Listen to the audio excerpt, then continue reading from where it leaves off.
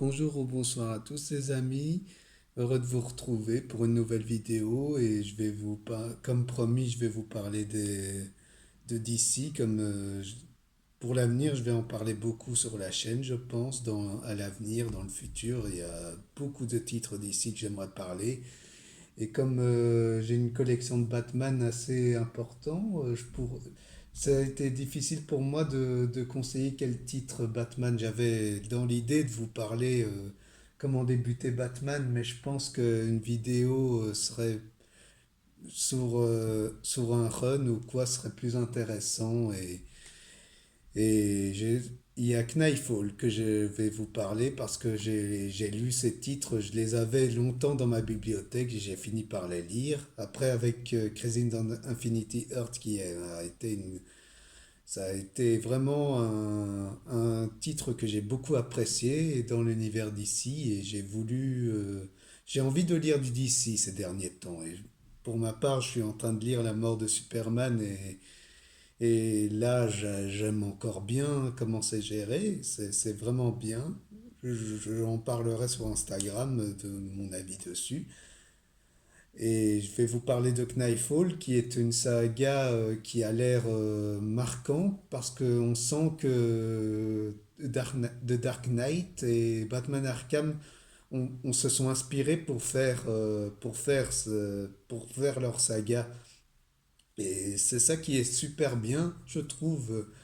Même si Batman est un personnage qui a beaucoup été exploité, j'aime bien Batman, hein, mais j'ai fini par me lasser de ce personnage à la longue, je finis par en relire. Je vous avoue que j'ai relu les intégrales. Il y a les intégrales que j'ai achetées je vais me les lire parce que je suis assez curieux. J'ai envie de savoir comment l'univers d'ici a été développé et c'est ça m'intéresse. Et je vais vous parler par tome de Knifefall parce que Knifefall est vraiment une œuvre vraiment intéressante à lire, je trouve, et je vais vous la conseiller. On va commencer par le premier tome, hein. On voit déjà, hein, c'est avec Ben qui brise le dos de Batman, et là, c'est les débuts, c'est ce qu'on connaît de Dark Knight, hein. De Dark Knight Rise s'est inspiré de ça. On voit que Ben lui a brisé le dos, hein, c'est dans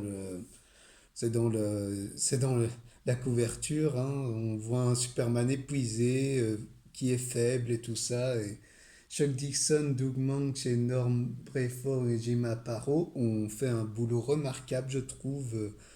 Ils ont apporté leurs pattes à chacun et on voyait beaucoup de personnages. On voit vraiment qu'il y a des...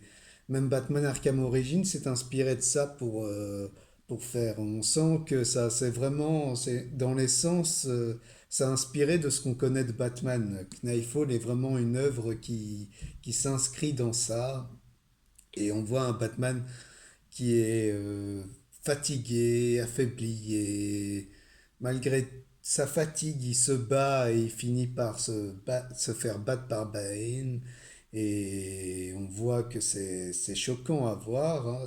Bane est vraiment bien exploité, je trouve, pour un méchant. C'est un méchant que j'aime beaucoup parce que c'est un méchant qui est intelligent, qui utilise ses muscles il utilise ses muscles comme il faut, quoi. Il les utilise pas façon bourrinage, comme on pourrait voir dans certains personnages.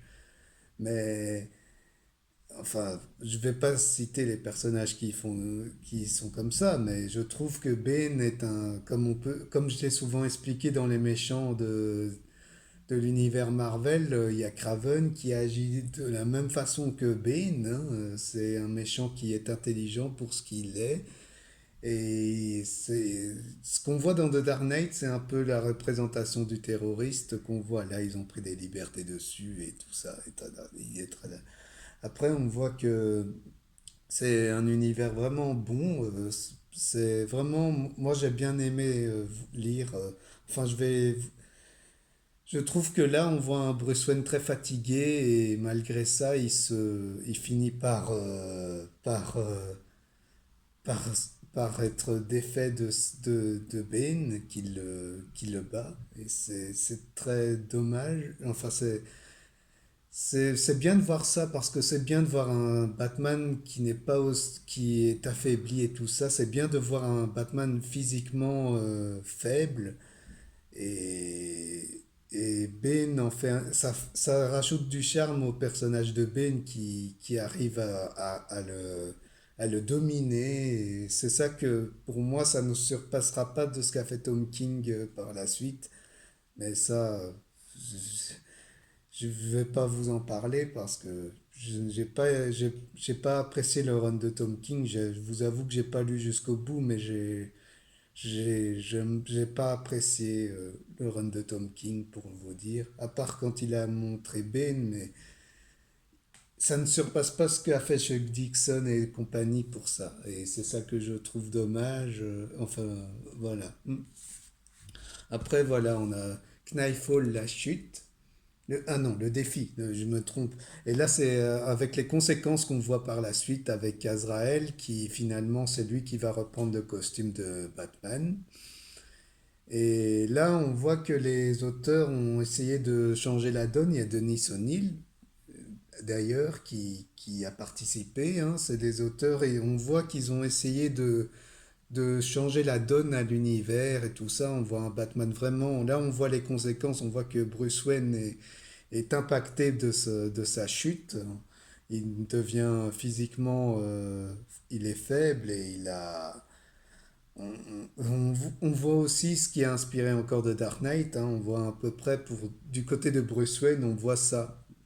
Et, et il y a Robin qui est là, Tim Drake, qui est un peu la bonne conscience d'Azrael parce qu'Azrael n'écoute pas.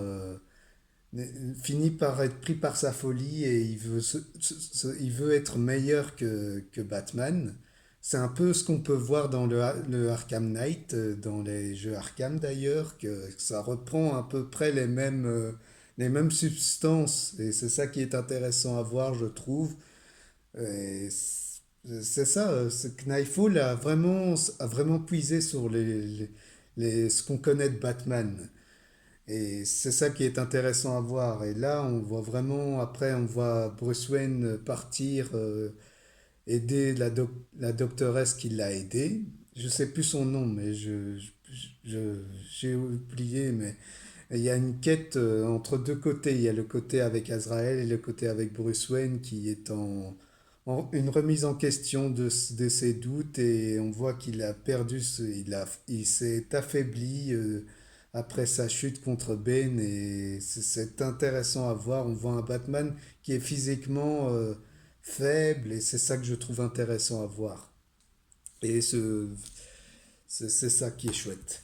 Après, on a la croisade. Et là, on voit à peu près du côté de Azrael et Bruce Wayne, ça continue. On voit du côté d'Azrael qui essaye d'arrêter des tueurs de toutes parts. Euh, il y a Catwoman, il y a le Joker qui finit il finit vraiment par nettoyer ce qui va pas chez Gotham. Et on voit que Azrael vraiment a envie de surpasser Bruce Wayne et ça lui monte à la tête. On voit que, enfin, il est fou et en même temps, il fait de grosses erreurs et il se rend pas compte. Et Tim Drake essaye de l'aider et malheureusement, c'est ça qui se passe. Et Catwoman se rend compte que c'est pas le même avec son armure très high-tech. C'était la période où on voyait que les seconds couteaux étaient mis en avant, hein, comme le Punisher et Wolverine. C'est ça que c'est ça que ça s'inspire. On met les seconds couteaux en avant et c'est ça que je trouvais ça cool. Et moi, vous savez, mon amour pour les seconds couteaux, c'est quelque chose que j'aime bien voir dans les comics. Hein. J'aime beaucoup les seconds couteaux et je trouve que ça ajoute un sang frais à l'univers de Batman. Et franchement, ayant lu Le Fils prodigue aujourd'hui, je trouvais vraiment cette conclusion de cette saga très intéressante pour ce qu'il est, parce qu'on voit vraiment les conséquences de cette saga et on voit que c'est devenu culte et ça a inspiré des œuvres que je vous ai citées précédemment sans vouloir me répéter. Et franchement, c'est vraiment bon. Après, on va à la quête. Là aussi, c'est la conclusion de Bruce Wayne qui se remet en question, qui finit par se rétablir de son dos et tout ça. Il va vraiment aider, il va vraiment chercher à se, vraiment à se relever et tout ça, même s'il est physiquement pas prêt. On voit ça, c'est très intéressant à voir et on voit que Azrael perd la boule de plus en plus. C'est ça qui est intéressant à voir et finit par tuer, finit par franchir la ligne rouge en tuant et il y a Jim Gordon que j'ai oublié de dire qui se rend compte que c'est pas le même Batman qu'il connaît et c'est ça qui est intéressant à voir et c'est intéressant pour ce que ça raconte, ça va dans la violence, c'est violent mais ça, ça rajoute de l'impact aux événements qui se passent dans Knightfall et c'est ça qui est intéressant à voir et après voilà, ce qui est bien c'est que on voit après que Tim Drake essaye de dire que il va trop loin et Azrael ne l'écoute pas et Gotham finit par changer. En fait, c'est un peu le supérieur Spider-Man, on peut dire ça, hein, que Azrael fait. Il veut se montrer meilleur que Bruce Wayne et il finit par devenir ce qu'il redoute. Il, il, il a vaincu Ben, mais en vainquant Ben, il devient comme lui. Et c'est ça que c'est intéressant, je trouve. C'est intéressant pour ça. Et il tue Abattoir, qui est un personnage pas très connu, mais ça finit par ça qui a. Et on voit René Monotoya et Hervé Bullock qui sont dans une enquête et c'est ça qui est intéressant à voir, je trouve, pour montrer l'efficacité du run de Knifefall et c'est ça qui est intéressant. Et après, on va terminer avec la fin. Comme c'est montré, c'est la fin de Knifefall, mais il y a encore le Fils prodige qui est vraiment la conclusion de ça. Et c'est ça qui est c'est ça qui est intéressant à voir, hein. On voit un Bruce Wayne qui ne va pas tout de suite affronter Azrael. Il va d'abord chercher à bien se sentir prêt pour être Batman. Et on voit vraiment que physiquement, il s'entraîne. Il- Physiquement, il essaye d'être bien dans ce qu'il est. C'est l'image du héros qui est remis en question et c'est ça que tout le run part de ça. Et c'est ça qui est très intéressant parce qu'on voit que Bruce Wayne essaye de dire que tuer n'est pas la solution et c'est Azrael est dans son délire d'être meilleur. Mais finalement, le run se finit bien, d'une belle façon. Azrael finit par, par abandonner son costume de, de, de Batman supérieur. Et après, je vous laisse deviner la suite pour pas trop spoiler. Mais le principe de cette histoire raconte que Bruce Wayne est faible physiquement, mais il sait se rééquilibrer et voilà, après, vous connaissez la suite. Après, il y a le fils prodigue que j'ai lu aujourd'hui et qui est vraiment un récapitulatif de tout ce qui s'est passé et on voit que Nightwing est plus qualifié que Jean-Paul Vallée. C'est ça qu'on voit par la suite. Et c'est ça qui est intéressant. Après, voilà.